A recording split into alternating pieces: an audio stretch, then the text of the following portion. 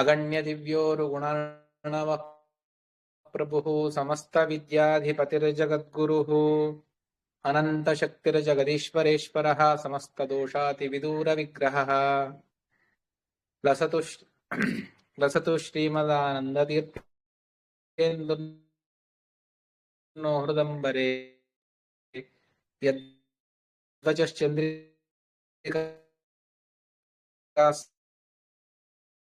స్వాంత సంతాపం వినికృంతతి ఆనందతీర్థోపదిష్టో నితిర్నారాయణః ప్రదర్శితో येन सम्यक् జయతీర్థం తమాశ్రయే श्रीमन्मध्वकृतान्तसन्ततकृतिः निर्मितात्यद्भुता सर्वेऽधीत्य तत्प्रवचना सत्यानमन्ते निशम् सोऽसौ श्रीजयतीर्थपूज्यचरणः स्वग्रन्थशक्तिं परामस्मिन् जन्मनि यावदायुरखिलां विघ्नान् निवार्यादिशेत्।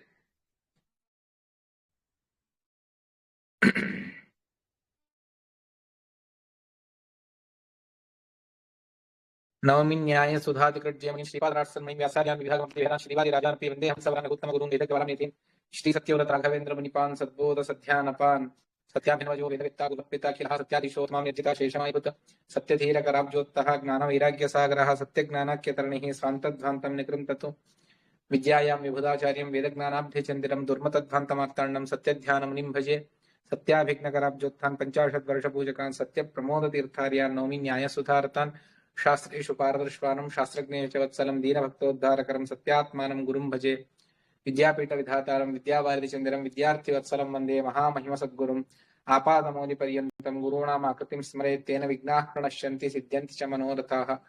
श्रीगुरुभ्यो नमः। हरिः ओम्।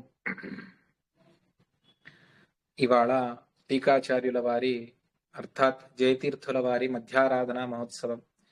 భగవంతుడి సంకల్పానుసారంగా వారు ఇవాళ భూమి మీద కనిపించకుండా తాము వచ్చినటువంటి కార్యాన్ని సమాప్తి చేసి పరలోక యాత్రను చేసినటువంటి రోజు ఈ ఆషాఢ బహుళ పంచమి. అటువంటి ఆ టీకాచార్యుల వారి ఆరాధన ఊరు వాడ ప్రతి చోట కూడా విశేషంగా నిర్వహిస్తారు భక్తజనులు శిష్యజనులందరూ కూడాను. అటువంటి ఆ టీకాచార్యుల వారి చరిత్రను మనం వింటూ ఉన్నాం. టీకాచార్యుల వారు రచన చేసినటువంటి గ్రంథములు మొత్తం 18. అందులో అవన్నీ కూడా సర్వమూల వ్యాఖ్యానములే. అవి కాకుండా 3 స్వతంత్ర గ్రంథములు, ఒకటి ప్రమాణ పద్ధతి, మరొకటి వాదావళి, మరొకటి పద్యమాల అన్నటువంటి ఈ విధంగా వారు రచన చేశారు అన్నటువంటి దాన్ని చెప్పి ఇక వారి దిగ్విజయాన్ని చెబుతారు. టీకాచార్యుల వారి దిగ్విజయాన్ని. ఏవం మద్భాగమానాం ప్రవచనమకరోత్ శ్రీపతి ప్రేష్టవర్యో దుర్వాదీన్మాయి ముఖ్యానజయదనుపురా సంస్థితానగ్రబుద్ధి. ఈ విధంగా టీకాచార్యుల వారు అద్భుతమైనటువంటి గ్రంథాలన్నింటినీ కూడా శిష్యులకు ఉపదేశం చేస్తూ మధ్వాచార్యుల వారి ద్వైత సిద్ధాంతాన్ని, జీవ ఈశ భేద సిద్ధాంతాన్ని, ద్వైతము అంటే 2 అర్థాత్ భేదము అని అంటే భేద సిద్ధాంతం, భగవంతుడికి జీవులకు భేదమున్నది అన్నటువంటి సిద్ధాంతం ఏదైతే వేదములు ఉపనిషత్తులు చెప్పాయి, ఏదైతే గీత భగవంతుడు చెప్పాడు, గీతలో స్వయం శ్రీకృష్ణుడు, ఏదైతే రామాయణ మహాభారతాది పంచరాత్రాది ఇతిహాసములు అదేవిధంగా సంహితలు చెప్పాయి, ఏదైతే భాగవతాది పురాణములు మనకు చెప్పాయి, ఇదే మన సమగ్రమైనటువంటి తత్వశాస్త్రానికి మూలమైనటువంటివి. అటువంటివన్నీ కూడా భేద సిద్ధాంతాన్ని చెప్పాయి. అదే భేద సిద్ధాంతాన్ని నిరూపణ చేశారు, దాన్ని యుక్తితో సమర్థన చేశారు వేదవ్యాసుల వారు బ్రహ్మసూత్రముల యందు. దాన్నే మధ్వాచార్యుల వారు మనకిచ్చి వెళ్ళారు, దాన్నే విశదీకరించారు టీకాచార్యుల వారు. అందువల్ల ఆ భేద సిద్ధాంతాన్ని శిష్యులకు ఉపదేశం చేస్తూ భగవంతుడి సర్వోత్తమత్వాన్ని, అదే విధంగా భగవంతుడి స్వాతంత్ర్యాది గుణపూర్ణత్వాన్ని, నిర్దోషత్వాన్ని, దేవతా తారతమ్యాన్ని, అదేవిధంగా జీవుల అస్వాతంత్ర్యం, పారతంత్ర్యాన్ని, సర్వస్వాన్ని కూడా ఆచార్యుల వారు ఏ క్రమంలో అయితే చెప్పి వెళ్ళారో అదే క్రమంలోనే శిష్యులకు ఉపదేశం చేస్తూ అదే తమ గ్రంథాల్లో కూడా వాళ్ళు రచన చేశారు. ఆ సందర్భంలో ఒక ఘటన జరుగుతుంది. వెనుకటికి తమ గురువులతో పరాభవాన్ని పొందినటువంటి ఒక దిగ్ధంతి విద్వాంసులు వారు విద్యారణ్య స్వాముల వారు అని చెబుతారు. దాన్నే ఇక్కడ కూడా అంటే స్వయంగా వ్యాసతీర్థుల వారే ఆ మాటను చెబుతారు. టీకాచార్యుల వారి సాక్షాత్ శిష్యులు. ప్రాజ్ఞమన్యోతి గర్వే ప్రవచన చతురం శ్రీజయార్యం విజేతుం విద్యారణ్యాఖ్యవాది సమగమదివ సత్పంచవక్త్రం శృగాలహ అని టీకాచార్యుల వారు ఇప్పుడు అక్షోభ్య తీర్థులైతే లేరు, వారి శిష్యులున్నారట. సరే, వారి దగ్గరికి వెళ్ళి వారితో వాగ్యుద్ధాన్ని చేద్దాము అని వస్తారు. వచ్చి వాళ్ళు వచ్చినప్పుడు ఒక కథను చెబుతారు. ఇది వెనుకటికి పతంజలి వ్యాకరణ మహాభాష్యాన్ని రచన చేసినటువంటి పతంజలి వారి విషయంలో కూడా ఇదే కథనే చెబుతారు. టీకాచార్యుల వారు గుహలో ఉన్నారు. వారు ఏనుగు మీద, రాజగురువులు కాబట్టి ఏనుగు మీద అంబారీతో వారు వచ్చారు.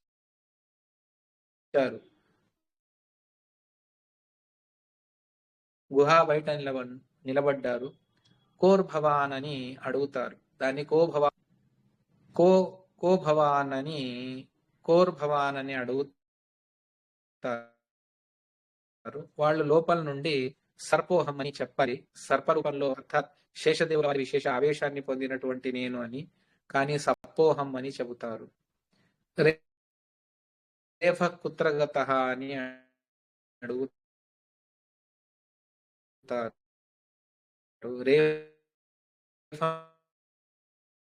ఎక్కడ సర్పోహం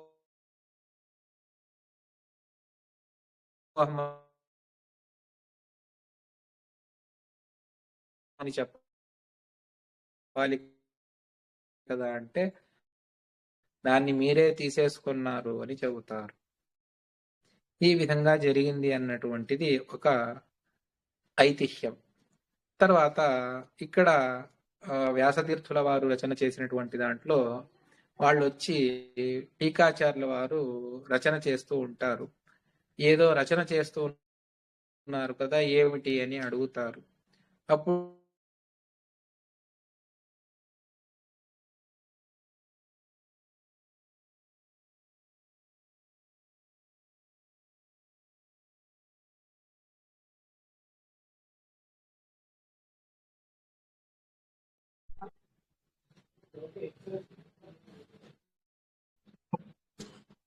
హరే మహా వినిపిస్తోందా? బ్రేక్ అవుతుందండి. కృష్ణాచార్య మీకు అలాగే ఉందా? బ్రేక్ అవుతుందా? రాఘవేంద్ర గారు దేవరకొండ కట్ అవుతుంది. కట్ అవుతుందండి. అవును, అదే అందుకనే ఒక ఇద్దరు దుంచాను నేను కావాలని. సరే సరే సరే, ఇప్పుడు సరిగా రావచ్చు. విద్యారణ్యుల వారు వచ్చినప్పుడు ఆచార్యుల వారి ప్రమాణ లక్షణ గ్రంథాన్ని ఇస్తారు. దాన్ని చూసి వారు బాలవాక్యేన కిమ్మే అని అడుగుతారు. ఇదంతా బాలకులకు చెప్పేటువంటి మాటలు. బాలవాక్యేన కిమ్మే మత్వాప్యవదది బాలవాక్యేన కిమ్మే. అప్పుడు టీకాచార్యుల వారు అంటారు, బాలబుద్ధిస్త్వమేవ. ఇది వాక్యం బాలవాక్యం కాదు, నీ బుద్ధి బాలబుద్ధి ఉన్నది అని టీకాచార్యుల వారు చెప్పి దానికి తాము రచన చేసినటువంటి టీకా తీసి చూపిస్తారు. అదంతా చూసిన తర్వాత ఆ పూర్వోత్తర వాక్యములకు సంగతిని టీకాచార్యులు ఎంత అద్భుతంగా చెప్పారు అన్నటువంటి దాన్ని చూసి చాలా ఆశ్చర్యం కలుగుతుంది స్వయంగా ఆ వచ్చినటువంటి వాదులకు. తర్వాత వాక్యార్థం ప్రారంభం అవుతుంది. అతి దీర్ఘమైన వాక్యార్థాన్ని చేసి తర్వాత టీకాచార్యుల వారు భేద సిద్ధాంతాన్ని, ద్వైత సిద్ధాంతాన్ని సమర్థన చేస్తారు. అది చూసి చాలా సంతోషం కలిగి తాము ఏ ఏనుగునైతే ఎక్కి వచ్చారో ఆ ఏనుగు మీద వారిని కూర్చోబెట్టి ఊరేగింపు చేస్తారు. ఈ విధంగా శ్రుత్వా తాం లజ్జితోమం ప్రవచన చతురం స్తోత్రదండ ప్రణామైర్నాగేంద్రం చాధిరూఢం ద్విజగణ సహితో చారయద్వాద్య సంఘైః. ముందంతా వేద పాఠకులు, తర్వాత వాద్య వైభవములతో టీకాచార్యుల వారిని ఆ ఏనుగు మీద అంబారీ వేసి అక్కడ వారిని వారి గ్రంథాలను పెట్టి ఊరేగింపు చేస్తారు స్వయంగా వచ్చినటువంటి ఆ విద్యారణ్య స్వాముల వారు. ఈ విధమైనటువంటి మర్యాదను టీకాచార్యుల వారు స్వీకరిస్తారు. అంటే ఆచార్యుల వారి వాక్యం నిజంగా అలాగే అనిపిస్తుంది. అందువల్లనే నారాయణ పండితాచార్యుల వారు చెప్పేటప్పుడు మధ్వ విజయంలో ఆచార్యుల వారి భాష్యం గురించి ఒక మాటను చెబుతారు. ఏమిటి అంటే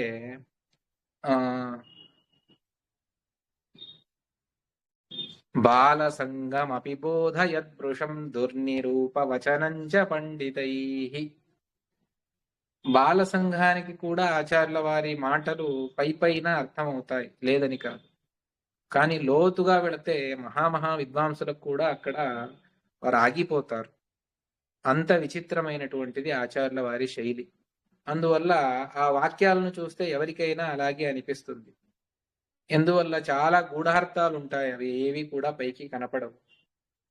ఆ సందర్భంలో టీకాచార్యుల వారి టీకను చూస్తే ఆచార్యుల వారి గాంభీర్యం అర్థమవుతుంది. అటువంటిది టీకాచార్యుల వారి వాక్యం. తర్వాత వారు జయపత్రాన్ని ఇచ్చి అక్కడి నుండి వారు వెళ్ళిపోతారు. ఈ విధంగా టీకాచార్యుల వారు మొట్టమొదటి, దానికంటే ముందు ఎన్నో జరిగాయి.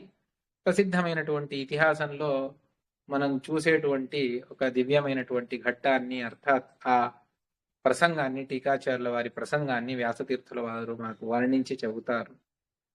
దాని తరువాత టీకాచార్యుల వారు సమగ్రమైనటువంటి భారతాన్ని సంచరించారు అని అదొకటి. వారు వెళ్ళినప్పుడు అహ్మదాబాద్ ప్రాంతంలో ఒక పెద్ద బౌద్ధ విశ్వవిద్యాలయం, అక్కడ దానికి కులపతిగా మహాపండితుడు, దిగ్దంతి పండితుడు అతడు ఉంటాడు. ఆ టీకాచార్యుల వారు అక్కడికి వెళ్ళిన తర్వాత ఈ విధంగా దక్షిణం నుండి ఒక సన్యాసుల వారు పీఠాధిపతులు వచ్చారు అని చెప్పేసి చెబుతారు. సరే అని వాళ్ళందరినీ కూడా పిలిచి వాక్యార్థం ప్రారంభమవుతుంది. వాళ్ళు అడిగినటువంటి అన్ని ప్రశ్నలకు టీకాచార్యుల వారి దగ్గర జవాబు ఉన్నది. కానీ టీకాచార్యుల వారు ప్రశ్న వేస్తే మాత్రం వారికి ఎన్నో విషయాలు తెలియనటువంటివన్నీ కూడా తెలుస్తాయి. తెలిసిన తర్వాత ఆ పండితుడు చివరికి తాను నతమస్తకుడై ఒక మాటను చెబుతాడు. నేను ఇప్పుడు టిబెట్ ప్రాంతానికి వెళ్ళవలసి ఉన్నది. వెళ్ళి రావడానికి సుమారు ఒక 6-8 నెలలు అయినా పడుతుంది. అందువల్ల అంతవరకు కూడా మీరు ఈ విశ్వవిద్యాలయానికి కులపతులుగా ఉండండి అని వాళ్ళ నా స్థానంలో నాకంటే ఉత్తమ పండితుడే లేడు అని నేను ఇంతవరకు అనుకున్నాను. కానీ నాకేమీ రాదు అని మిమ్మల్ని చూసిన తర్వాత నాకు అర్థమైంది. అందువల్ల మీరే ఇక్కడ కూర్చోండి, అర్థాత్ నేను వెళ్ళి వస్తాను అని చెప్పేసి అతడు వెళ్ళి వస్తాడు.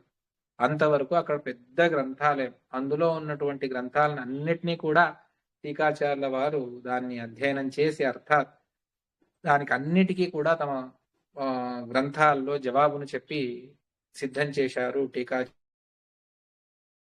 వారు. అదేవిధంగా వారు లాహోర్ ప్రాంతం వరకు వెళతారు, తక్షశిలకు వెళతారు, నలంద వెళతారు. అక్కడంతా కూడా పెద్ద పెద్ద విశ్వవిద్యాలయాలు, అక్కడంతా కూడా సంచారం చేసి వారు వస్తారు. వారికి ప్రయాగలో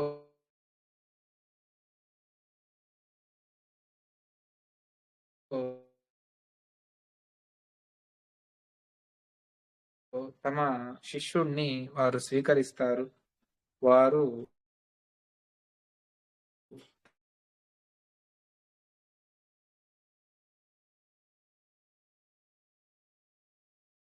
తర్వాతి త్రివేణి సంగమంలో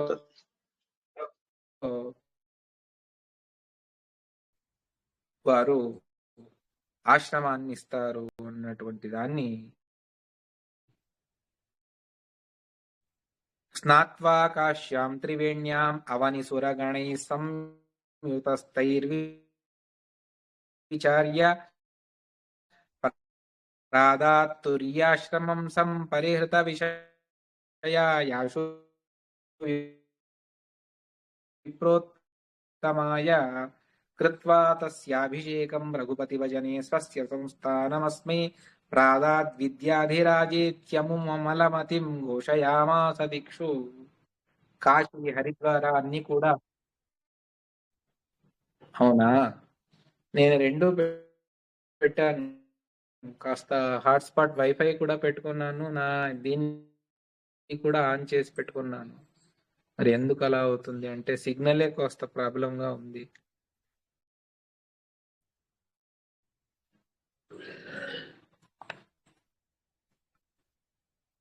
ఈ విధంగా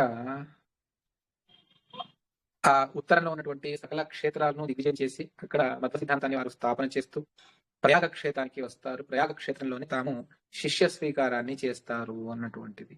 అక్కడే ఒక విప్రోత్తముడికి తాము గీతా తాత్పర్యాలకు అనుగుణంగా మూల గీత గ్రంథానికి వ్యాఖ్యానం చేశారు. అదే విధంగా విష్ణు సహస్రనామానికి కూడా వ్యాఖ్యానాన్ని చేశారు. వారి ఆ గ్రంథం యొక్క ఛత్రఛాయంలోనే రాఘవేంద్ర స్వాముల వారు గీతావివృతిని రచన చేస్తారు. అంత దివ్యమైనటువంటి గ్రంథం. అందులో వారి మాటల కంటే ఆచార్యుల వారు గీతా భాష్యంలో, గీతా తాత్పర్యంలో, భాగవత్ తాత్పర్యంలో, సర్వము అర్థాత్ శ్రీమన్ భాష్యంలో, బ్రహ్మసూత్ర భాష్యంలో, లేకపోతే ఉపనిషత్ భాష్యాల్లో చెప్పినటువంటి వాటినే తీసుకువచ్చే వారు గీతా వ్యాఖ్యానాన్ని చేస్తారు విద్యాధి రాజ తీర్థుల వారు. ఈ విధంగా టీకాచార్యుల వారి సంచారం ఉన్నది. అదే విధంగా దక్షిణానికి కూడా టీకాచార్యుల వారు వెళతారు. వెళ్ళినప్పుడు శ్రీరంగ క్షేత్రంలో ఎంతో మంది శాక్త పండితులందరూ కూడా వచ్చి వారితో వాక్యార్థాన్ని చేసి వారికి వాగ్బంధనాన్ని చేయాలి అని ప్రయత్నం చేస్తారు. అంటే వారి నోటి నుండి మాట రాకూడదు అని. ఆ విధమైనటువంటి ప్రయోగాలన్నీ కూడా వారి మీద జరుగుతాయి. అయినా కూడా టీకాచార్యుల వారు భగవంతుడి నరసింహస్వామి అనుగ్రహంతో, అదే విధంగా మధ్వాచార్యుల వారి, అక్షోభ్య తీర్థుల వారి అనుగ్రహంతో దాన్నంతా కూడా జయించుకొని టీకాచార్యుల వారు మధ్వ సిద్ధాంతాన్ని విశేషంగా ప్రచారం చేస్తూ వెళతారు. ఈ విధంగా టీకాచార్యుల వారు సమగ్రమైనటువంటి భారతదేశాన్ని ఆ 21 సంవత్సరాల్లోనే వాళ్ళు సంచారం చేసి ముగించారు అన్నటువంటి దాన్ని చెబుతారు. టీకాచార్యుల వారి విశేషమైనటువంటి బ్రహ్మసూత్రములకు అర్థాత్ వారి భాష్యానికి, మధ్వాచార్యుల వారి భాష్యానికి తత్వప్రకాశిక అన్నటువంటి దాన్ని స్వయంగా టీకాచార్యుల వారు రచన చేశారు. అందులో దానికంటే ముందు స్వయంగా పద్మనాభ తీర్థుల వారు సప్తర్క దీపావళి అనే మధ్వాచార్యుల వారి సాక్షాత్ శిష్యులు పద్మనాభ తీర్థులు. మొట్టమొదటి అగ్రమాన్య శిష్యులు పద్మనాభ తీర్థులు. ఆ పద్మనాభ తీర్థుల వారు సప్తర్క దీపావళి అని రచన చేశారు. అదే విధంగా అనువ్యాఖ్యానానికి సన్యాయ రత్నావళి అన్నటువంటి దాన్ని వారు రచన చేశారు. స్వయంగా త్రివిక్రమ పండితాచార్యుల వారికి మధ్వాచార్యుల వారు ఆదేశం చేసి తత్వప్రదీపిక అనేటువంటి గ్రంథాన్ని రచన చేయించారు. ఇవన్నీ కూడా పూర్వ వ్యాఖ్యానములే. కానీ టీకాచార్యుల వారి తత్వప్రకాశిక మాత్రం చాలా అమోఘమైనటువంటిది అన్నటువంటిది పండిత మండలిలో. ఎందుకు అంటే ప్రతి ఒక్క అధికరణానికి కూడా ఆ సూత్రములన్నీ కూడా అది విష్ణు శబ్దాకమైనటువంటిది. విష్ణు అంటే వ ష ణ అన్నటువంటిది. వ ఇది యారాలవ 4వది. అదే విధంగా ష ఇది 6వది. న ఇది ట 5వది. దాన్ని అంకానాం వామతోగతి అన్నటువంటిది సంస్కృత నియమం. అందువల్ల దానికి తిరగవేస్తే 564 బ్రహ్మసూత్రాలు ఉండేది అంతే. ఆ 564 సూత్రాలు శ్రీమదాచార్యుల వారి అంటే వేదవ్యాసుల వారు రచన చేసినటువంటి. కొన్ని సూత్రాలు లేవు, కొన్ని ఉన్నాయి అని తీసి వేరే ప్రస్థానాల్లో 555 ఈ విధంగా చేశారు. కానీ విజయేంద్ర తీర్థుల వారు దీన్ని విష్ణు శబ్దార్థంగా చూపిస్తూ 564 బ్రహ్మసూత్రాలు అని. ఆ ప్రతి ఒక్క సూత్రానికి ఆచార్యుల వారు వ్యాఖ్యానాన్ని చేశారు సూత్ర భాష్యంలో. అదే అనువ్యాఖ్యానంలో అలా చేయరు. అనువ్యాఖ్యానంలో అధికరణార్థాలని చెప్తూ వెళతారు. ఇన్ని సూత్రాలకు అంటే ఒకే విషయం ఎక్కడైతే వస్తుందో దాన్ని ఒక అధికరణంగా వాళ్ళు చెబుతారు. ఆ మొదటి 5 అధికరణలకు 4 అధికరణలకు సమస్య లేదు. ఒక్కొక్క సూత్రందే జన్మాద్య అథాతో బ్రహ్మ జిజ్ఞాసాధికరణం, జన్మాద్యసేతః జన్మాధికరణం, శాస్త్రయోనిత్వాత్ ఒకటే సూత్రము శాస్త్రయోనిత్వాధికరణం, తత్తు సమన్వయాత్ ఇది ఒక అధికరణము సమన్వయాధికరణం. కానీ ఈక్షత్యధికరణం నుండి అనేక సూత్రాలు ఒక అధికరణంలో వస్తాయి. ఆనందమయోభ్యాసాలు అక్కడి నుండి కూడాను అదే విధంగా ఉంటుంది. ఒక అధికరణంలో ఏక విషయాన్ని ఒకే చోట సమర్థన చేసేటువంటిది ఆ అధికరణ శరీరం. ఆ విధంగా ప్రతి ఒక్క అధికరణ ప్రారంభంలోనూ టీకాచార్యుల వారు దానికి శాస్త్ర సంగతి, అధ్యాయ సంగతి, పాద సంగతి, పూర్వ అధికరణ సంగతి అన్నిటినీ విసుగు లేకుండా చెబుతారు. ఇది చాలా గొప్ప విషయం. ఇది ఎవ్వరూ చెప్పరు, టీకాచార్యుల వారు మాత్రమే చెబుతారు. తర్వాతి వాళ్ళందరూ కూడా దాన్ని అనుసరించారు, ఆ మాట వేరు. కానీ టీకాచార్యుల వారు మాత్రం మా భక్తుల మీద పరమోపకారాన్ని చేస్తూ ప్రతి చోట చెబుతారు. మా గురువు గారు ఎప్పుడు ఒక మాట చెప్తూ ఉండేవారు. ఏమిటి అంటే, ఇప్పుడు మీ నాన్నగారు ఏదో నీకు చెప్పి ఉంటారు, ఒక 100 విషయాలు నువ్వు ఇంకా కాస్త ఎక్కువే చెప్పి ఉంటారు. నువ్వు ఎన్నిసార్లు ఆ విషయాలను లోకంలో చెబుతావు? అది కొన్నిటిని ఇది నాదే అన్నటువంటి పాండిత్యంతో నువ్వు చెప్తావు. కానీ టీకాచార్యుల వారు ప్రతి చోట కూడా ఇత్యతాహ, ఈ సందేహం వచ్చింది, ఈ సంశయం కలిగింది, అందువల్ల మధ్వాచార్యుల వారు ఈ విధంగా చెప్పారు, అందువల్ల మధ్వాచార్యుల వారు చెప్పారు అని ప్రతి చోట మధ్వాచార్యుల వారు చెప్పారు అని చెప్పేసి సమగ్రమైనటువంటి ఎక్కడెక్కడ తమ సర్వమూల వ్యాఖ్యానాన్ని చేశారో ప్రతి చోట ఈ మాటను ఇత్యతాహ, అందువల్ల ఆచార్యుల వారు చెప్పారు అని తమ గురుభక్తిని చాటుకుంటారు. ఇంకెక్కడా చెప్పలేదు. మధ్వాచార్యుల వారు తాత్పర్య నిర్ణయంలో చివర్లో ఒక మాటను చెబుతారు. ఈ తాత్పర్య నిర్ణయం, మహాభారత తాత్పర్య నిర్ణయం ఎటువంటిది అంటే, మధ్వాచార్యుల వారి సమగ్ర సర్వమూలంలో తాత్పర్య నిర్ణయం చాలా పెద్ద గ్రంథం. సుమారు 5,000 శ్లోకాలు అందులో నిక్షిప్తమై ఉన్నాయి అన్నటువంటిది. 5,200 దాదాపు, అంత పెద్ద గ్రంథం అది. అక్కడ దాని చివర్లో మధ్వాచార్యుల వారే చెబుతారు, ధర్మాది మోక్షాంత పుమర్థ హేతు అని. ఈ గ్రంథం ఎటువంటిది అంటే మీకు ధర్మార్థ కామ మోక్షాలను ప్రసాదిస్తుంది అని స్వయంగా మధ్వాచార్యుల వారు చెబుతారు. బ్రహ్మసూత్ర భాష్యానికి ప్రారంభంలో టీకాచార్యుల వారు చెబుతారు, కైవల్యాద్యకిల పురుషార్థ సాధనీభూత అని. అంటే మోక్షాన్ని ఇచ్చేటువంటిది ఈ శాస్త్రము, ఈ బ్రహ్మసూత్ర భాష్యము అని. ఇంకెక్కడా చెప్పలేదు. మళ్ళీ సూత్ర భాష్యానికి టీకాచార్యుల వారు ఆ మాటను చెబుతారు. అంటే సూత్ర ప్రస్థానానికి అన్నింటికి సంబంధిస్తుంది కాబట్టి శ్రీమన్ న్యాయ సుధా గ్రంథానికి, న్యాయ వివరణానికి అన్నింటికీ కూడా దాన్ని మనం అన్వయించుకోవచ్చు. కానీ అక్కడ మాత్రం ప్రారంభంలో కైవల్యాద్యకిల పురుషార్థ సాధనీభూతం అన్నటువంటి దాన్ని చెబుతారు. అంటే భాష్యం ఇది స్వయంగా అది మోక్షానికి కారణీభూతమైనటువంటి. ఎందువల్ల అంటే మనకు తత్వజ్ఞ భగవంతుడు మోక్షాన్ని ఇచ్చేది మన భక్తిని చూసి ఇస్తాడు. ఆ భక్తికి 2 కావాలి, ఒకటి భగవంతుడి మీద స్నేహం, ఇంకొకటి తత్వజ్ఞానం. ఆ తత్వజ్ఞానం గురూపసక్తి ద్వారా, గురూపదేశం ద్వారానే వస్తుంది తప్ప దానికి వేరే మార్గం లేదు. పెద్ద స్వాముల వారు ఎప్పుడూ చెప్తూ ఉండేవారు, ఏమిటి అంటే, సత్యప్రమోద తీర్థుల వారు, యద్దద్యాత్ సుప్రసన్నదీహి శిష్యాయ సత్యం భవతి తత్సర్వం నాత్ర సంశయః అని. ఈ మాటను మధ్వాచార్యుల వారే తాత్పర్య నిర్ణయంలో చెప్పారు. ఎవరైతే గురువు అనుగ్రహాన్ని సంపాదించి గురువులకు విధేయుడిగా ఉండి, వినేయుడిగా ఉండి, తాను విద్యను అభ్యసించి వారి మనస్సుకు తాను యోగ్యుడైనటువంటి శిష్యుడు అని వాళ్ళకు అనిపిస్తే వాళ్ళు ఉపదేశం చేస్తారు.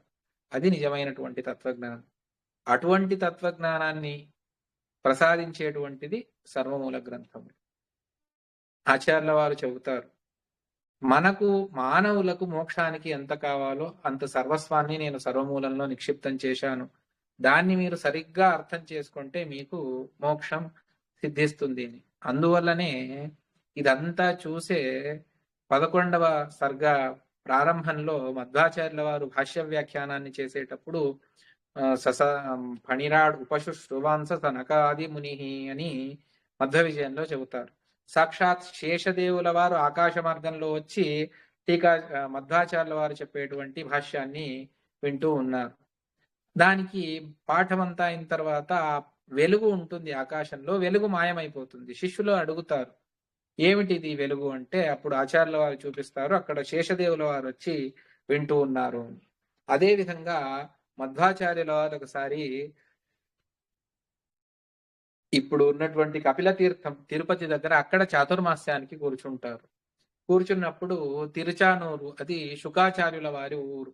ఎవరైతే పరీక్షిత్ మహారాజుకు భాగవతాన్ని ఉపదేశించారో సాక్షాత్ రుద్రదేవుల వారి అవతారం అటువంటి శుకాచార్యుల వారు ప్రతిరోజు వచ్చి ఆచార్యుల వారి ద్వారా భాష్యాన్ని వినేవారు.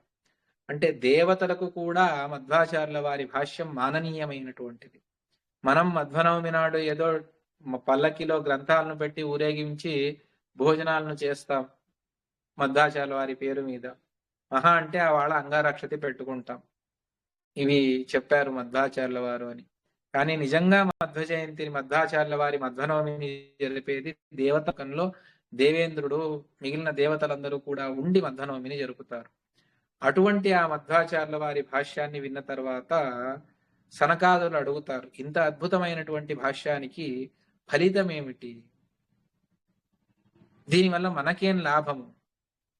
అందరికీ అదే ఉంటుంది కదా.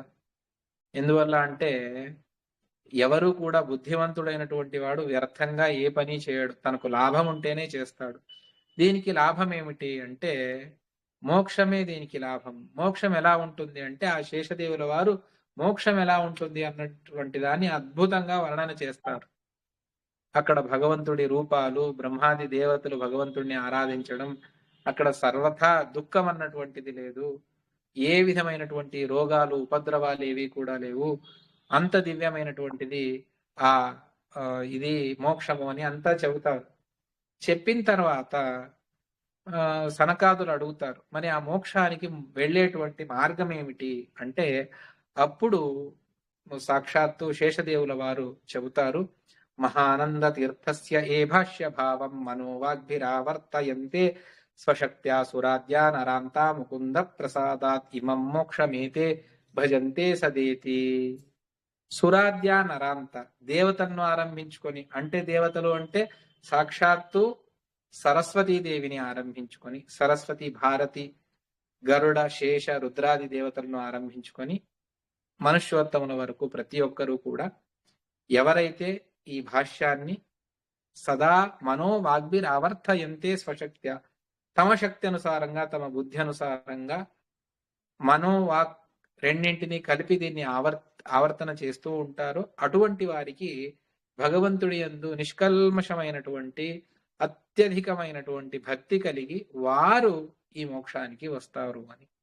అంటే మోక్షానికి ఏం కావాలో దాన్నంతా కూడా ఇచ్చి వెళ్ళారు మధ్వాచార్యుల వారు. అటువంటి ఆ మధ్వాచార్యుల వారి గ్రంథాలను, ఆ భాష్యాన్ని తెలుసుకోవాలి అంటే తత్వప్రకాశిక లేనిదే వేరే దారి లేదు. ఇది ఎవరో చెప్పే మాట కాదు, స్వయంగా వ్యాసరాజుల వారి ఈ మాటని చెబుతారు.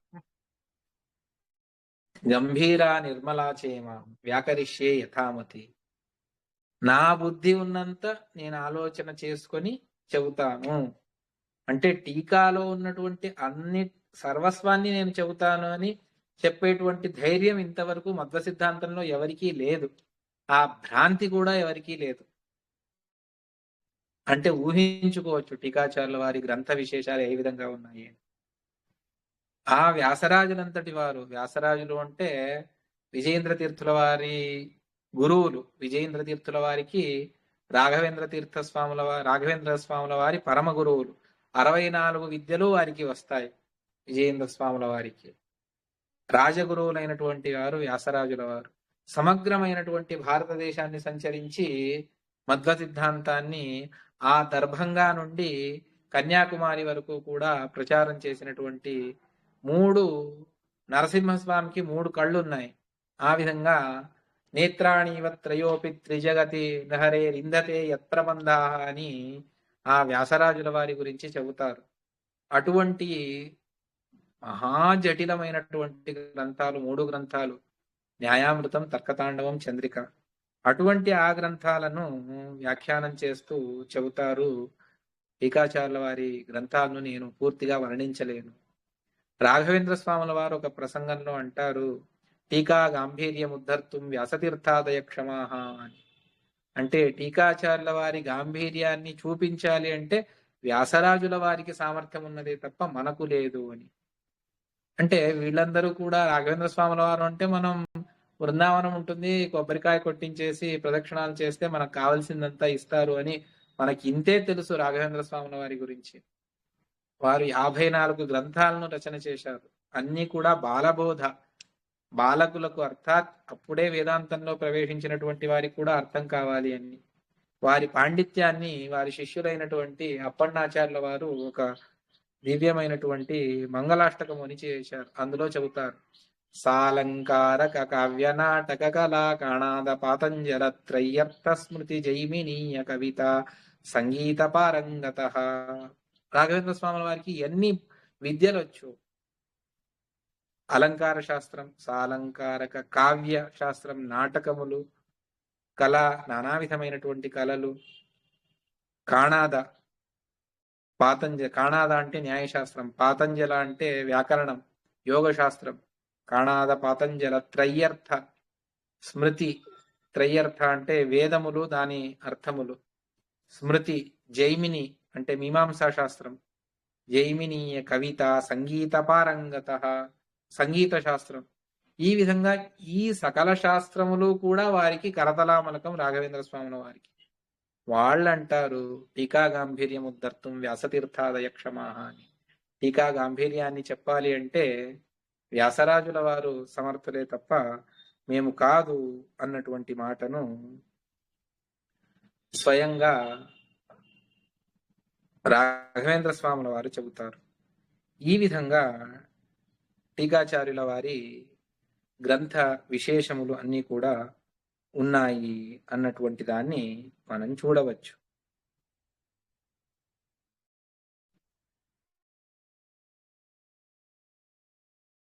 అదే విధంగా ప్రతి ఒక్కరూ కూడా టీకాచార్యుల వారిని చాలా అద్భుతంగా వర్ణన చేశారు.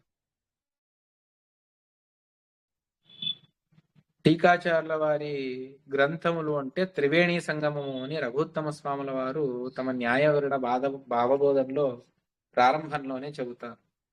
వ్యాఖ్యాస్నానమహో విధాయ అని చెప్పేసి న్యాయవర్ణంలో ఆ మాటను చెబుతారు. అంటే మధ్వాచార్యుల వారి టీకాచార్యుల వారి గ్రంథములు అంటే అది ఒక దివ్యమైనటువంటి సంగమము, త్రివేణి సంగమము అని వారు చెబుతారు. స్వయం విద్యాధీశ తీర్థుల వారు నిన్న వారి గురించి వాక్యార్థ చంద్రిక వాళ్ళు రచన చేశారు అని దాని ప్రారంభంలో వాళ్ళు ఒక మాటను చెబుతారు. ఏమిటి అంటే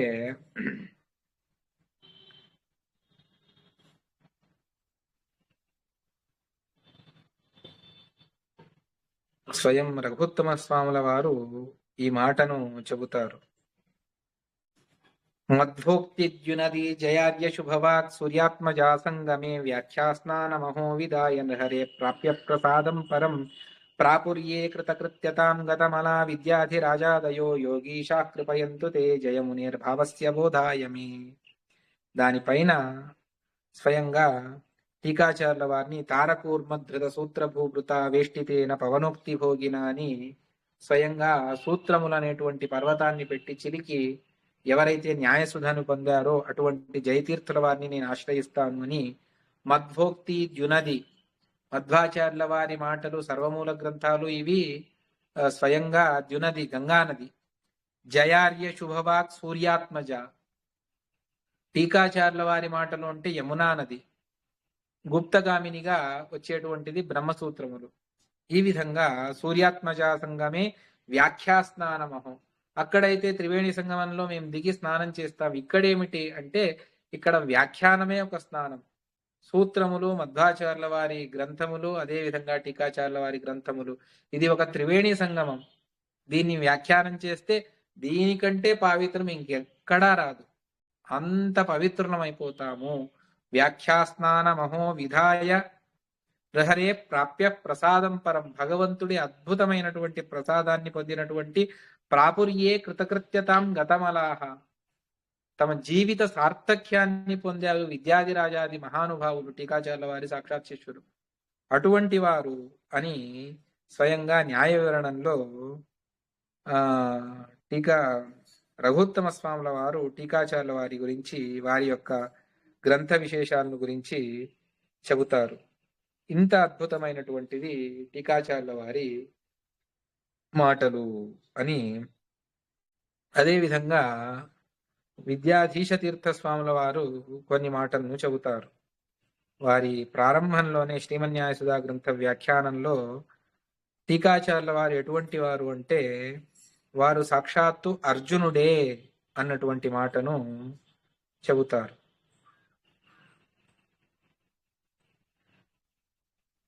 సత్సూత్రాన్విత మద్భాష్య విరసత్ గాంధీవ సంయోజితైః సన్మానేషు విరర్ధయన్ కుమతయ కుసమయ ప్రత్యర్థిదుస్యందనాన్ శ్రీకృష్ణే నితవేదవాజి నియత శ్రీమద్వశాస్త్రోల్లసద్ దివ్యస్యందన సంస్థితో జయముని శాఖ్యార్జునస్యాన్మే ముదే. జయమునీశ్వరులు జయతీర్థుల వారు అంటే అర్జునుడే అని. అక్కడ గాంధీవాన్ని చేతపట్టారు. ఇక్కడేమిటి అంటే మధ్వాచార్యుల వారి శాస్త్రంలో ఉన్నటువంటి యుక్తులే ఇక్కడ గాంధీవ ధనస్సు. అదేవిధంగా దానికి సంయోజన చేసినటువంటి సన్మానేషు విరర్ధయన్, దివ్యమైనటువంటి ప్రమాణముల ద్వారా పరసిద్ధాంతాలను అర్జునుడు ఏ విధంగా అందరినీ కూడా తాను నిరాకరణ చేశాడో ఆ విధంగా నిరాకరణ చేశారు టీకాచార్యుల వారు. సమగ్రమైనటువంటి సిద్ధాంతములను ఒకటా రెండా, టీకాచార్యుల వారు మధ్వాచార్యుల వారి తర్వాత ఆ సిద్ధాంతం మీద ఆక్షేపం చేయడానికి అందరూ సిద్ధమయ్యారు. అన్నింటికీ జవాబు చెప్పినటువంటి ఏకమేవ పురుషులు అంటే అది టీకాచార్యుల వారు. అంత అద్భుతంగా చెబుతారు. దేవుడే లేనటువంటి, ధర్మమే లేదు అని చెప్పినటువంటి చార్వాక మతస్థులు ఉన్నారు. దేవుడున్నా కూడా అతడికి ఆకారమే లేదు అని చెప్పినటువంటి వాళ్ళు కొంతమంది ఉన్నారు. దేవుడున్నాడు, దేవుడు నేను ఒకటే అని చెప్పినటువంటి అభేద సిద్ధాంతాన్ని చెప్పినటువంటి వాళ్ళు ఉన్నారు. దేవుడున్నాడు కానీ అతడికి ఆకారమే లేదు అని చెప్పినటువంటి వాళ్ళు కొంతమంది ఉన్నారు. ఈ విధంగా దేవుణ్ణి చెప్పారు కానీ దేవుడి సర్వోత్తమత్వాన్ని అంగీకరించిన, వాయు జీవోత్తమత్వాన్ని అంగీకరించినటువంటి వాళ్ళు కొంతమంది ఉన్నారు. ఇక్కడంతా కూడా భేదాన్ని అంగీకరించి మోక్షంలో అభేదాన్ని అంగీకరించేటువంటి మతస్థులు ఉన్నారు. విష్ణువు సర్వోత్తముడు కానే కాదు అని, శూన్యమే తత్వము అని చెప్పినటువంటి వాళ్ళు ఉన్నారు. ఈ విధంగా శివ సర్వోత్తమత్వాన్ని చెప్పినటువంటి వారు ఒక్కొక్కరు ఒక్కొక్క విధంగా చెప్తూ వెళ్ళారు. ఏది నిజమైనటువంటి సిద్ధాంతం దాన్ని ఆచార్యుల వారు చెబుతారు. ఏకో నారాయణ ఆసీన్ న బ్రహ్మా న చ శంకరః, వాసుదేవో వా ఇదమగ్ర ఆసీత్ న బ్రహ్మా న చ శంకరః. దీని అర్థం మిగిలిన దేవతలందరినీ కూడా తిరస్కారం చేయమని ఆచార్యుల వారు ఎక్కడా చెప్పలేదు. పరివారతయా గ్రాహ్యాః, వాళ్ళందరినీ కూడా పరివారంగా మీరు స్వీకరించండి అన్నటువంటి దాన్ని ఆచార్యుల వారు చెప్పారు. సర్వోత్తమమైనటువంటి దేవుడు నారాయణుడే, అతడే సర్వోత్తముడు. మీరు వేదములను చూడని అతడి గురించే పురుష సూక్తంలో ఆ భగవంతుడి గురించే సహస్రాశీర్ష పురుష సహస్రాక్ష సహస్రాపాత్, భగవంతుడికి అభిషేకాన్ని చేసేటప్పుడు ఇదే మంత్రాన్ని అందరూ చెబుతారు. మాధ్వులు మాత్రమే కాదు, ప్రతి ఒక్కరూ ఇదే మంత్రాన్నే చెప్పాలి. ఏమిటి దీని అర్థం? భగవంతుడికి 1000 తలలున్నాయనా? సహస్రాశీర్ష పురుష సహస్రాక్ష కాదు, సహస్ర శబ్దం సహస్రతి ఇది అన్నటువంటి అర్థాన్ని ఆచార్యుల వారు ఐతరేయ భాష్యంలో చెబుతూ సహస్ర శబ్దానికి అనంతం అన్నటువంటి అర్థం ఉన్నది అని. అంటే భగవంతుడికి అనంత రూపములు, అనంత అవయవములు అన్నీ కూడా ఉన్నాయి. దాన్నే కదా శ్రీకృష్ణుడు అర్జునుడికి విశ్వరూపాన్ని ఉపదేశం చేస్తూ ఆ అర్జునుడు అనంత రూపాలను చూసి అనంత శీర్షోరు కరోరు పాదవ అని చెప్పేసి ఆ అర్జునుడు చెబుతాడు. ఈ విధంగా భగవంతుడి యొక్క అనంత రూపములను కృష్ణుడు తానే అర్జునుడికి ఉపదేశించాడు. అదే మాటలనే పురుష సూక్తం కూడా చెబుతూ ఉన్నది. ఈ విధంగా మీరు సర్వత్ర మధ్వాచార్యుల వారిది ఏక విధమైనటువంటి సిద్ధాంతం, ఎక్కడా కూడా తేడా ఉండదు. అది ద్వాదశ స్తోత్రాన్ని తీసుకోండి, ఒక కందుక స్తుతిని తీసుకోండి, అంబర గంగా చుంబిత పాద పదదల విదలిత గురుతర శకట కాళి అనాగ క్షేల నిహంత సరసిజ వికసిత నయన అని చెప్పేసి అక్కడ చెబుతారు. అంటే ఆ కందుక స్థుతిలో కూడాను భగవంతుడి పారమ్యాన్ని, సర్వోత్తమత్వాన్ని చెబుతారు టీకాచార్యుల వారు, మధ్వాచార్యుల వారు. ఈ విధంగా సర్వత్ర అంటే కందుక స్థుతి, ద్వాదశ స్తోత్రం, సదాచార స్మృతి, ఏ చిన్న గ్రంథాలను తీసుకోండి, అతి కఠినమైనటువంటి గ్రంథాలు కర్మ నిర్ణయం కానివ్వండి, ఋగ్భాష్యం కానివ్వండి, లేకపోతే సర్వత్ర ప్రారంభంలో మంగళాచరణం నారాయణం అని ప్రారంభమవుతుంది. ఈ విధంగా ఆచార్యుల వారు చెప్పినటువంటి ఆ సిద్ధాంతంలో దానికి అత్యంత సమర్థమైనటువంటి, ఏ విధమైనటువంటి భావితరాలకు ఇంకా ఏ విధమైనటువంటి భయం లేకుండా ఇచ్చినటువంటి ఏకమేవ సిద్ధాంతం అది మధ్వాచార్యుల వారి సిద్ధాంతం అయితే, దానికి అద్భుతమైనటువంటి టీకా గ్రంథాన్ని రచన చేసి ఇచ్చినటువంటి వారు టీకాచార్యుల వారు, జయతీర్థుల వారు. అందువల్ల వారి యొక్క విశిష్టతను మనం తెలుసుకోవాలి. ఆ టీకాచార్యుల వారు ప్రారంభంలో నేను చెప్పాను, ఈ విధంగా టీకాచార్యుల వారి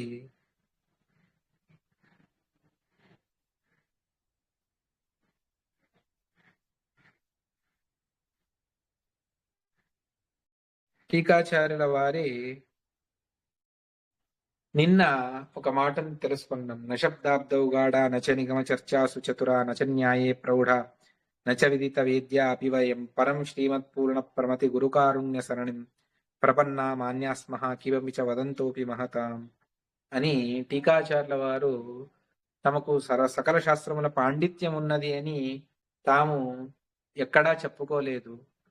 ఇదంతా కూడా ఆచార్యుల వారి అనుగ్రహము అనే చెప్పుకుంటారు అని. ఇది ప్రారంభంలోనే కాదు, చివరిలో కూడా ఈ మాటను చెబుతారు టీకాచార్యుల వారు. శ్రీమన్యాయసుధా గ్రంథం చివరి శ్లోకం దానికంటే ముందు ఒక మాటను చెబుతారు. అంత్య మంగళాచరణంలో వచన ప్రసూనమాల జయతీర్థాఖ్యేణ భిక్షుణ రచిత అని చెబుతూ దాని తర్వాత చెబుతారు, నవైదుష్యభ్రాంత్యా నచవచన చాతుర్య కుధియా నమాత్సర్యావేశాన్న చపలతాదోషవశతః పరం శ్రీ శ్రద్ధాజాడ్యాదకృషి కృతిమాచార్య వచసి స్ఖలన్నప్యేతస్మాత్ జగతి నహి నింద్యోస్మి విదుషాం. నవైదుష్య భ్రాంత్య, నాకు అద్భుతమైనటువంటి పాండిత్యం ఉన్నది అని నేను న్యాయసుధా గ్రంథాన్ని రచన చేయలేదు. వైదుష్య భ్రాంతి ఉంది అని కాదు. నవైదుష్య భ్రాంత్య నచ వచన చాతుర్య కుధియా, అద్భుతమైనటువంటి నానా విధమైనటువంటి వాక్యాలను రచన చేసేటువంటి వాక్చాతుర్యం ఉన్నది. దాన్ని ప్రదర్శించడం కొరకు నేను దీన్ని రాయలేదు. ద్వేషంతో, మాత్సర్యంతో నేను దీన్ని రాయలేదు. మరి ఎందుకు రచన చేశారు అంటే, పరం శ్రద్ధా జాడ్యాత్ అకృషి కృతిం ఆచార్య వచసి, ఆచార్యుల వారి వాక్యముల మీద నాకు అంత భక్తి ఉన్నది, అంత శ్రద్ధ ఉన్నది. పరం శ్రద్ధా జాడ్యాత్ అకృషి కృతిం ఆచార్య వచసి, అటువంటి ఆచార్యుల మాటల మీద నేను కొంత రాశాను. స్ఖలన్నప్యేతస్మాత్, ఇక్కడ నేను కింద పడ్డా కూడా అది ఎవరు కూడా అది నింద్యము, అది తప్పు అని కాదు. టీకాచార్యుల వారి గ్రంథంలో దోషం లేనే లేదు. కానీ వారు తమ వినయాన్ని ప్రదర్శన చేస్తూ చెప్పినటువంటి మాటనే తప్ప ఇది వేరే కాదు. దీనికి వ్యాఖ్యానం చేస్తూ రాఘవేంద్ర స్వాముల వారు ఒక మాటను అంటారు, జ్ఞానాబ్ధిరప్యవాదీత్యత్ స్కాలిత్యం స్వాత్మనస్తదా మాదృశానాం స్కలత్వంతు వాచ్యం కిం వాచ్యం క్షామ్యంతు తద్బుధాహ అని చెబుతారు. టీకాచార్యుల వారే తమ అహంకారాన్ని ఖండన చేసుకున్నప్పుడు నేను ఎంతటి వాడిని అని రాఘవేంద్ర స్వాముల వారు అంటారు. జ్ఞానాబ్ధి, వాళ్ళ ఆ శబ్దాలు చూడండి, జ్ఞానంతో సాగరం వలె ఉన్నారు టీకాచార్యుల వారు. జ్ఞానాబ్ధి అని చెబుతారు. టీకాచార్యుల వారి జ్ఞానం ఎంత విశేషంగా ఉంటుంది ఆలోచన చేయండి. ఎందువల్ల అంటే ఎవరో చెప్పిన మాటకు విలువ ఉండదు. దాన్ని అనుభవించి అంత పాండిత్యాన్ని పొందినటువంటి వారు ఆ మాటను చెప్పాలి అంటే స్వయం అన్ని శాస్త్రాలను చదివినటువంటి రాఘవేంద్ర స్వాముల వారు చెబుతారు జ్ఞానాబ్ధిరప్యవాది. ఆ జ్ఞానాబ్ధి టీకాచార్యుల వారు చెబుతారు, అటువంటిది నేను చాలా చిన్నవాణ్ణి, ఏదైనా తప్పులుంటే మహానుభావులు దాన్ని చూడకుండా గుణాలను స్వీకరించండి అని చెబుతారు. ఈ విధంగా టీకాచార్యుల వారి ఆద్యంతము ఒకే విధంగా ఉంటుంది. తత్వశాస్త్రంలో ఉన్నటువంటి అనేకానేక సందేహాలను నివృత్తి చేస్తాయి శ్రీమన్యాయసుధ, తత్వప్రకాశిక, మిగిలిన టీకాచార్యుల వారి అనేక గ్రంథం. గీతా భాష్య, గీతా తాత్పర్యములకు ప్రమేయ దీపిక, న్యాయ దీపిక రచన చేస్తారు. భూయిష్టాంతే నమోక్తి, 2 చేతులు ఎత్తి జోడించి నమస్కారం పెట్టడమే తప్ప మనం ఇంకా చేయవలసింది ఏమీ లేదు అందులో. అంత అద్భుతంగా టీకా మధ్వాచార్యుల వారి ఆ సారసర్వస్వాన్ని తీసి మనకు అందిస్తారు. అది కూడా గీతా భాష్యం చాలా కఠినం, ప్రమేయ దీపిక. న్యాయ దీపిక కూడా కఠినమే, కానీ కాస్త అర్థమయ్యేట్టుగా అనిపిస్తుంది. అర్థం కాదు, అర్థమైనట్టుగా అనిపిస్తుంది గురువు అనుగ్రహం ఉంటే. ఈ విధంగా టీకాచార్యుల వారి ఒక్కొక్క గ్రంథములు, దశ ప్రకరణములకు తత్వ సంఖ్యానం, మాయావాద ఖండనం, ప్రారంభంలో వేదాంతంలో ప్రవేశించేటువంటి వారికి కఠినం కాకూడదు ఆచార్యుల వారి గ్రంథాలు, సులభంగా బోధపడాలి అన్నటువంటి ఉద్దేశంతో వారు రచన చేసినటువంటి దశ ప్రకరణములు అలాగే ఉన్నాయి. ఈ మధ్వాచార్యుల వారి గ్రంథానికి టీకా అవసరం లేదు అని ఎక్కడా అనిపించదు. ఇంకా అనిపిస్తుంది 18ంటికే ఎందుకు రాశారు, మిగిలిన గ్రంథాలకు కూడా టీకాచార్యుల వారి టీకా ఉంటే మనకు ఇంకా ఎక్కువగా లాభం అయ్యేదేమో అని. అంత అనివార్యమవుతుంది మధ్వాచార్యుల వారి గ్రంథములకు టీకా. వేరే ఎవరు రాసినా కూడా ఆ లోటును పూడ్చలేరు, ఇంత మాత్రం సత్యం. ఇది నేను చెప్పేటువంటి ఇది నా మాట కాదు, పెద్దల మాట అని. ఆ విధంగా టీకాచార్యుల వారి గ్రంథాలు ఉన్నాయి. ఏనాగాయి సమస్త శాస్త్రప్రతన రత్నాకరో లీలయ అని టీకాచార్యుల వారి గురించి ప్రతి ఒక్కరూ వారి వాంగ్మయ సేవను చెప్పినటువంటి వారే, కొనియాడినటువంటి వారే. ఎటువంటి వారు టీకాచార్యుల వారు అంటే, సత్యప్రియ తీర్థుల వారు ఒక మాటను చెబుతారు. శ్రీవాయువంశసు వంశమౌక్తికమణే సేవా వినమ్రక్షమ దేవాజ్ఞానతమో విమోచన కళా జైవాత్రిక శ్రీనిధే శైవాద్వైతమతాటవీ కవలన దావాగ్ని లీలాజుష కోవాది పురతో జయీశ్వర భవేత్తేవాద కోలాహలే. స్వామి జయీశ్వర, జయతీర్థుల వారు, మీరు వాదవాక్యార్థాలను చేస్తూ ఉంటే, అర్థాత్ మీరే కాదు, మీ గ్రంథాలను అధ్యయనం చేసినటువంటి వారు వాదవాక్యార్థాలను చేస్తూ ఉన్నా కూడాను వాద కోలాహలే తే పురత కోవాది భవే, మీ ఎదురుగా ఎవరు నిలబడగలరు చెప్పండి. ఎందువల్ల అంటే, మీరెటువంటి వారు అంటే శ్రీవాయు వంశసు వంశమౌక్తికమణే, సాక్షాత్తు వాయు, ఆ వాయుదేవుల అవతారమే, అంశమే మధ్వాచార్యుల వారు. అటువంటి శ్రీవాయు వంశ సువంశ మధ్వాచార్యుల వారు యొక్క దివ్యమైనటువంటి వంశం. మధ్వాచార్యుల వారు వివాహమే చేసుకోలేదు, వంశం ఏమిటి అంటే అటువంటి వంశం కాదు. ఈ సన్యాసుల ఆ పీఠాన్ని అలంకరించినటువంటి వారి వంశం. ఏ పరంపర అయితే మనకున్నదో అటువంటి ఆ దివ్యమైనటువంటి వంశంలో టీకాచార్యుల వారు మౌక్తికమణి, ముత్యాలతో ఒక హారాన్ని చేస్తే అందులో దివ్యమైనటువంటి మణి ఏదైతే ఉందో అది టీకాచార్యుల వారు. మిగిలిన వాళ్ళందరూ కూడా ఆ దండలో ఉన్నటువంటి వ్యాసరాజుల వారు, శ్రీపాదుల వాదిరాజుల వారు, రఘుత్తముల వారు అందరూ కూడా చిన్న చిన్న ముత్యాల దండ అయితే అందులో మణి సదృశమైనటువంటి వారు టీకాచార్యుల వారు. అటువంటి టీకాచార్యుల వారు మీరు సేవా వినమ్రక్షమా దేవాజ్ఞానతమో విమోచన కళ జైవాత్రిక శ్రీనిధే, ఎవరైతే మిమ్మల్ని సేవించుకుంటారు అటువంటి క్షమాదేవ, అంటే క్షమ అంటే భూమి, భూదేవతలు అంటే బ్రాహ్మణులు, అటువంటి వారి యొక్క అజ్ఞాన తమో విమోచన, అజ్ఞానం అనేటువంటి తమస్సును దాన్ని నిరాకరణ చేసేటువంటి వాటిలో అతి సమర్థులు ఎవరు అంటే అంధకారాన్ని పారద్రోలేటువంటి సాక్షాత్తు చంద్రుడు. ఆ చంద్రుడి వలె మీరు కూడా అజ్ఞానాన్ని దూరం చేస్తారు. చంద్రుడు బాహ్యమైనటువంటి తమస్సును మాత్రమే నిరాకరణ చేయగలడు. కానీ లోపల ఉన్నటువంటి అజ్ఞానం అనేటువంటి అంధకారాన్ని నివారణ చేయాలి అంటే దానికి టీకాచార్యుల వారే కావాలి తప్ప వేరే వారు కాదు. అర్థాత్ ఆ టీకాచార్యుల వారిని ఆశ్రయించినటువంటి మిగిలిన అందరూ కూడా మనకు కావలసిందే. శైవాద్వైత మత అటవీకం మిగిలిన అన్ని మతాలను నిరాకరణ అవన్నీ కూడా పెద్ద పెద్ద వనాల వలె భయపెడుతూ ఉన్నాయి. మనం ఈ మోక్ష మార్గంలో వెళ్ళేటప్పుడు అనేక అరణ్యాలు మధ్యలో వస్తూ ఉన్నాయి, నానా విధమైనటువంటి దుర్మతాలు. వాటిని ఎలా జయించాలి అంటే దానికి టీకాచార్యుల వారు అనేటువంటి వారి వ్యాఖ్యానములు అనేటువంటి ఒక దావానలం ఏదైతే ఉన్నదో ఆ దావానలం వస్తే అరణ్యానికి దావానలం పడితే అరణ్యమంతా కూడా భస్మీభూతం అవుతుంది. అదే విధంగా ఈ టీకాచార్యుల వారి యొక్క మాటలు అది మిగిలిన అన్ని సిద్ధాంతాలకు దావానలం, అదే మధ్వ సిద్ధాంతానికి దారిదీపం.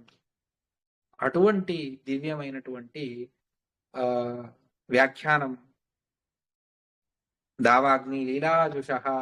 అటువంటి టీకాచార్యుల వారు మీ ఎదురుగా ఎవరు నిలబడగలరు చెప్పండి? స్వసిద్ధాంతంలో మీకు సమానమైనటువంటి వారు లేరు, పరసిద్ధాంతంలో మీకు ఎదురుగా నిలబడేటువంటి వారు లేరు.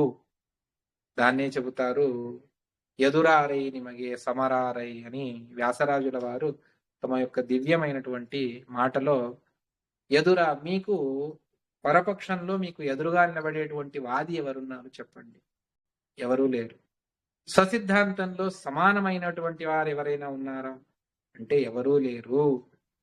అంటే టీకాచార్యుల వారిని తక్కడలో ఒక చోట పెట్టి మిగిలిన అందరినీ ఒక చోట పెట్టిన, విద్యాధిరాజుల నుండి అందరినీ ఒక చోట పెట్టిన ఆ టీకాచార్యుల వారు ఎక్కడైతే ఉన్నారో అది కిందకే వెళుతుంది తప్ప అది పైకి రాదు. అది టీకాచార్యుల వారి గురుతరమైన గురుత్వం. ఈ విధంగా టీకాచార్యుల వారిది ఉన్నది.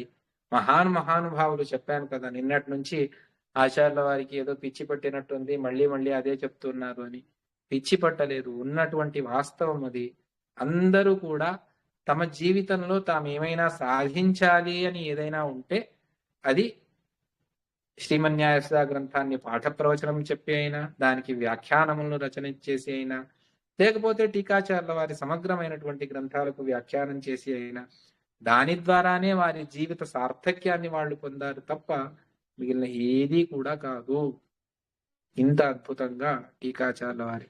అందువల్లనే తత్వజ్ఞాన క్షేత్రంలో విజయదాసుల వారు ఒక మాటను చెబుతారు. దాస చతుష్టయంలో రెండవ వారు పురంధరదాసుల వారు, విజయదాస, అదేవిధంగా గోపాలదాస, అదేవిధంగా జగన్నాథదాసుల వారు. మిగిలిన వాళ్ళు ఉన్నారు, కనకదాసుల వారు, ప్రసన్న వెంకటదాసుల వారు. విజయదాసుల వారు అనేక కీర్తనలు, సుళాది ఉగాభోగాలను రచన వారు చెబుతారు. సృష్టియొಳಗೆ ಇವರ దర్శనవాగదలే స్పష్టవాద జ్ఞాన పుట్టదయ్యా. సృష్టిలో ఈ మానవ జన్మను తీసుకున్న తర్వాత జీవితంలో ఒక్కసారైనా మళఖేడకు వెళ్ళి టీకాచార్యుల వారి దర్శనం చేసుకోవాలి. చేసుకుంటే జన్మ సార్థకం, లేకపోతే ఆ జన్మనే వ్యర్థము అని. తత్వజ్ఞానం మనకి ఏదైనా మధ్వాచార్యుల వారి సర్వమూల గ్రంథాలు మనకి ఏదైనా బోధపడాలి అంటే మాత్రం టీకాచార్యుల వారి దర్శనం ఒక్కసారి, వారి అనుగ్రహం కలిగితే చాలా సంతోషం, కనీసం దర్శనమైనా ఒక్కసారి కలగాలి. అందువల్లనే ఎంతో మంది 3 నెలలకు 6 నెలలకు వాళ్ళు కాశీ బద్రీ యాత్ర చేస్తారో లేదో తెలియదు, కానీ మళఖేడకు మాత్రం వెళ్ళి వస్తారు. ఎందువల్ల? టీకాచార్యుల వారి అనుగ్రహం అయితే మధ్వాచార్యుల వారి అనుగ్రహం మనకు కలిగినట్టే. మధ్వాచార్యుల వారు అనుగ్రహిస్తే భగవంతుడు తన 2 చేతులతో మమ్మల్ని ఎత్తుకుంటాడు, ఇంకా దీనికంటే ఇంకేం కావాలి అన్నటువంటి భావన మన పరంపరలో ఉన్నది. అంత విశిష్టమైనటువంటిది టీకాచార్యుల వారి స్థానం. వారి గురించి దాసుల వారు ఎన్నో మాటలను చెప్పారు. జయందు నుడియలు జయశీలనాగువ, యాయందు నుడియలు యమనంజువ, తీయందు నుడియలు తిమిర పాతక హాని, థాయందు నుడియలు తాపత్రయ పరిహార. జయతీర్థ నామస్మరణ చేయండి చాలు మీరు. శ్రీ జయతీర్థ గురుభ్యో నమః, శ్రీ జయతీర్థ గురుభ్యో నమః. జ అంటే మీకు సర్వత్రా దిగ్విజయం కలుగుతుంది. య అంటే యమనంజువ, యముడు భయపడతాడట. తి అంటే తిమిర పాతక అని, నానా విధమైనటువంటి పాతకములు అంటే పాపములు, దోషములు. అవి ఉంటే మనకు అజ్ఞానం, మిథ్యాజ్ఞానం. ఆ పాపములన్నీ కూడా ఆ తిమిర అజ్ఞానాది సకల దోషములను దూరం చేస్తుంది తి అనేటువంటి అక్షరం. థ అంటే మనకు కలిగేటువంటి ఆదిదైవిక, ఆది భౌతిక, ఆధ్యాత్మికమైనటువంటి తాపత్రయాలు ఏవైతే ఉన్నాయో అన్నిటినీ కూడా దూరం చేసి టీకాచార్యుల వారు అనుగ్రహం చేస్తారు. వారి నామానికి ఇంత సామర్థ్యం ఉంది, మరి వారి గ్రంథాలకి ఇంకెంత సామర్థ్యం ఉంటుంది చెప్పండి. అందువల్లనే విజయేంద్ర తీర్థ స్వాముల వారు ఒక మాటను చెబుతారు, యస్య వాక్ కామధేనుర్నః. వారి వాక్యములే ఒక్కొక్క కామధేను అని చెబుతారు. కామధేను దగ్గర మీరు వెళ్ళి ఏది అడిగినా కూడా కామధేను ఇస్తుంది. అదే విధంగా టీకాచార్యుల వారి దగ్గర మీరు ఏది అడిగినా అంటే నిన్న చెప్పాను, లౌకికం ఏది కూడా వారి దగ్గర అడగకూడదు. సంసారానికి కావాల్సింది ఏది కూడా వాళ్ళ దగ్గర అడగకూడదు. అడిగినా వాళ్ళు ఇవ్వరు. మీకు కావలసింది భగవంతుడి దర్శనం. దాన్ని మీరు ఎంత అడిగినా కూడా వాళ్ళు ఇవ్వడానికి సిద్ధంగా ఉన్నారు. అందువల్ల యస్య వాక్ కామధేనుర్నః కామితార్థాన్ ప్రయచ్చతి. వారి ఒక్కొక్క వాక్యం కామధేను సదృశమైనటువంటిది. కామితమైనటువంటి సకల పురుషార్థాలను ఇస్తుంది. మీకు ధర్మం కావాలా దొరుకుతుంది, అర్థం కావాలా దొరుకుతుంది, కామం కావాలా, కామము అంటే తుచ్చమైనటువంటిది అని కాదు, కామం అంటే అత్యుత్తమమైనటువంటి రెండు పార్శ్వాలు ఉన్నాయి. దాన్ని తాత్పర్య నిర్ణయంలో ఆచార్యుల వారు చెప్పారు. ఆ విధంగా భగవంతుడి సాన్నిధ్యాన్ని కోరుకునేటువంటిది ఏదైతే ఉందో అది ఉత్తమమైనటువంటి కామం. అది దొరుకుతుంది, మోక్షం కూడా లభిస్తుంది. ధర్మార్థ కామ మోక్షాలు టీకాచార్యుల వారి మాటల ద్వారా ఆ కామధేను ఇస్తుందో లేదో తెలియదు, కానీ ఈ టీకాచార్యుల వారి దివ్యమైనటువంటి మాటలు మాత్రం అవన్నీ కూడా మనకి ఇస్తాయి అన్నటువంటి దాన్ని చెబుతారు. ఇంకా టీకాచార్యుల వారి గురించి తెలుసుకోవాల్సింది ఉన్నది. వీలైతే మళ్ళీ రేపు 4 గంటలకు, ఇవాళ కాస్త డిస్టర్బెన్స్ వచ్చింది మధ్యలో, రేపు మళ్ళీ ఆ దాసుల వారు, అనేక మహానుభావులు టీకాచార్యుల వారి గురించి ఏదైతే చెప్పారు, ఇంకా టీకా విశేషములు కొన్ని చెప్పేటువంటివి ఉన్నాయి. అవన్నీ కూడాను మళ్ళీ రేపు ఉత్తరారాధన, రేపు కూడా టీకాచార్యుల వారి స్మరణను విశేషంగా చేసుకుందాం. దీనివల్ల మధ్వాచార్యుల వారు సంతోషిస్తారు, దీనివల్ల భగవంతుడు సంతోషిస్తాడు, దీనివల్ల విద్యాధిరాజాది సకల యతీశ్వరులు సంతోషిస్తారు, దీనివల్ల మన గురువులు సంతోషిస్తారు. అందరికీ సంతోషదాయకమైనటువంటిది టీకాచార్యుల వారి భజన, వారి గురించి తెలుసుకోవడం, వారి ఛత్రఛాయంలో మనం ఉండాలి అన్నటువంటి దాన్ని చెబుతూ శ్రీకృష్ణార్పణమస్తు. కాయేన వాచా మనసా ఇంద్రియైర్వా బుద్ధ్యాత్మనామానసుత స్వభావం కరోమి యద్యత్ సకలం పరస్మై నారాయణాయేతి సమర్పయామి. శ్రీకృష్ణార్పణమస్తు. హరయే నమః. హరయే నమః ఆచార్యరే.